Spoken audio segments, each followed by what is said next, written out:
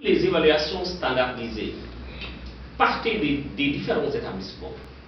Peut-être qu'il y aurait une adhésion des enfants, des professeurs, de la communauté éducative et on aurait plus de chances de succès.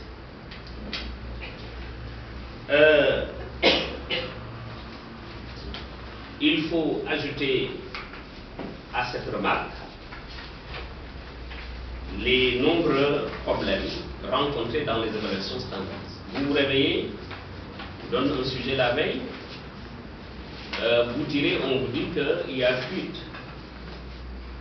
Vous reprenez. On vous donne des sujets, il y a des coquilles, où il y a des parties illisibles.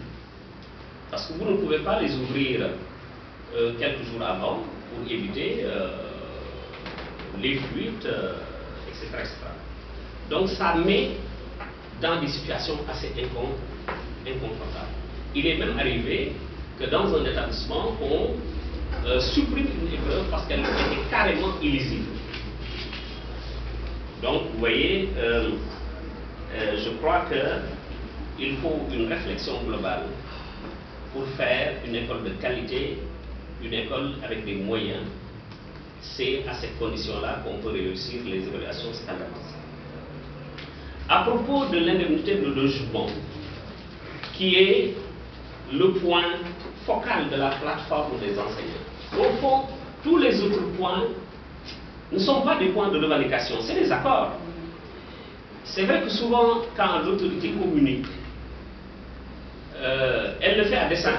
Ils disent, sur 32 points, nous avons satisfait les 30, ou ces points-là sont en cours de satisfaction. Non, ces points-là sont derrière nous, derrière les enseignants. La seule revendication des enseignants, c'est sur l'indemnité de logement.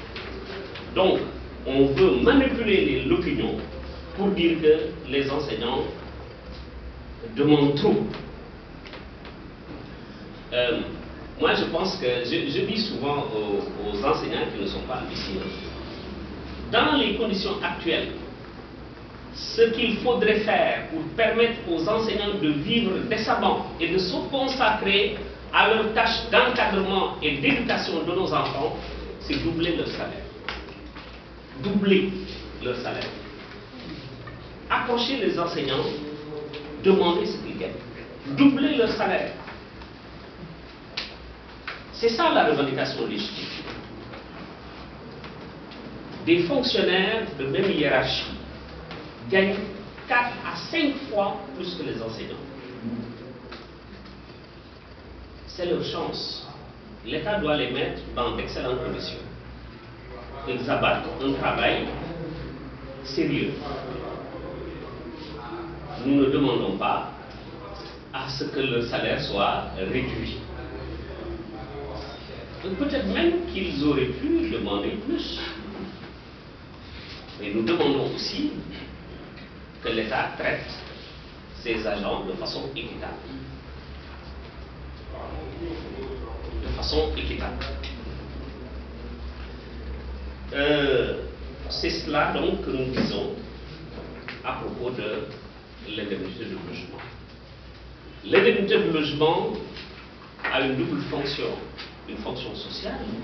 L'enseignant, il doit être socialement bien vu dans la société. La société qui lui confie ce qu'il a de plus cher, ses enfants. Mais l'école n'est pas partisane, c'est l'école où nous envoyons ce que nous avons de plus cher, nos enfants. Vous confiez à quelqu'un ce que vous avez de plus cher et vous ne lui souhaitez pas d'avoir de meilleures conditions de travail. Il faut qu'on se penche sur la rémunération des enseignants. Dans beaucoup de disciplines, les enseignants fuient l'école. Il y a une pénurie de profs de maths. On forme des jeunes mathématiciens, d'excellents mathématiciens, mais ils vont chercher ailleurs. On forme des philosophes, mais ils vont chercher ailleurs. Donc nous avons intérêt, la société sénégalaise a intérêt à mettre ses enfants, à mettre ses enseignants dans de bonnes conditions. Il y a d'autres questions nouvelles